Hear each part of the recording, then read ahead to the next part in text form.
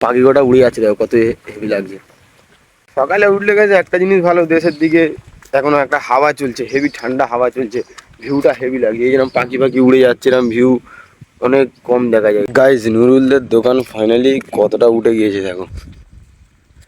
দোকানটা দেখাচ্ছিলাম তোমাদেরকে, দেখো এতটা উঠে গিয়েছে। আজকের আমি একা কাজে যাচ্ছি। আমার আজকের কোথায় রায়চকের দিকে কোথায় ধাপাস বল খেলতে যাবে, বল বল খেলতে যাবে বল।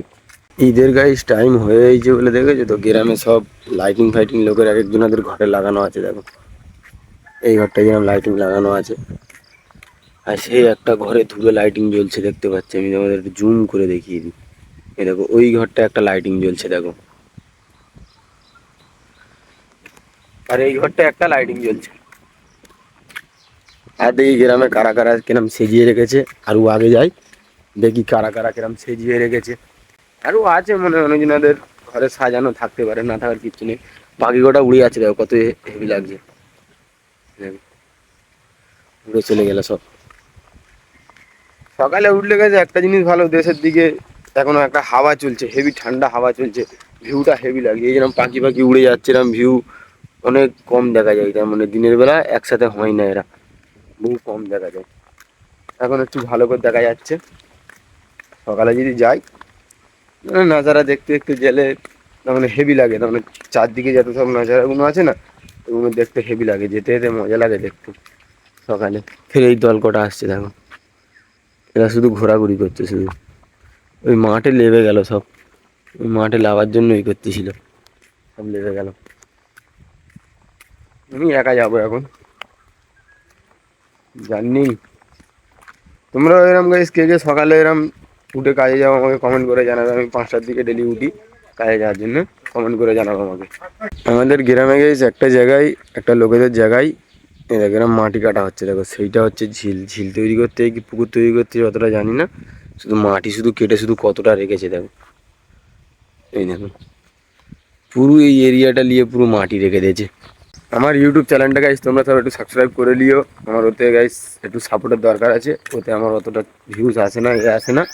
ফেসবুকে যতটা ভিউজ আছে আমার, কিন্তু ইউটিউবে অতটা ভিউজ আসে না আমার।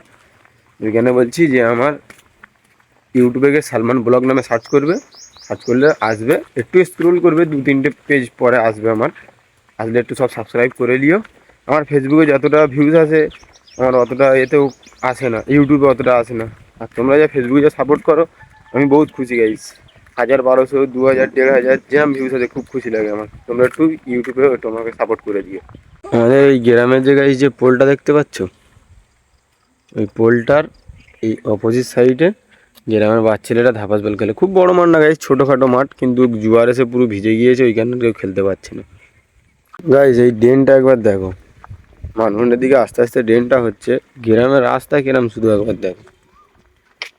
রাস্তা যেরম পারে হোক, রাস্তার সাইডগুলো যেন ভালো থাকে।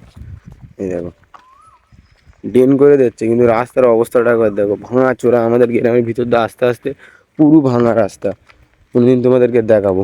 আমাদের গ্রামের মোড় মাথায় গাইস চলে এসেছি মানভূমে। দেখি বাস ফের কখন আসে। এখন তো আপাতত তো এই নাজারা আছে। বাস মনে হচ্ছে আসছে, না না আসে না, এখন বাস আসেনি, বাস আসবে গাইস। রায়চক বাস ফাইনালি আসছে দেখো, রায়চক বাস আসছে।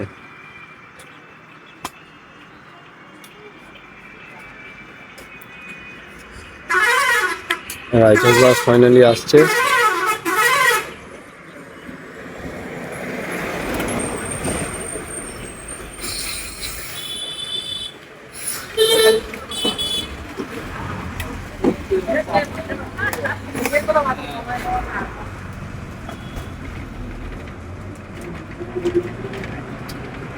বাসে ফাইনালি উঠে গেলাম গাইস।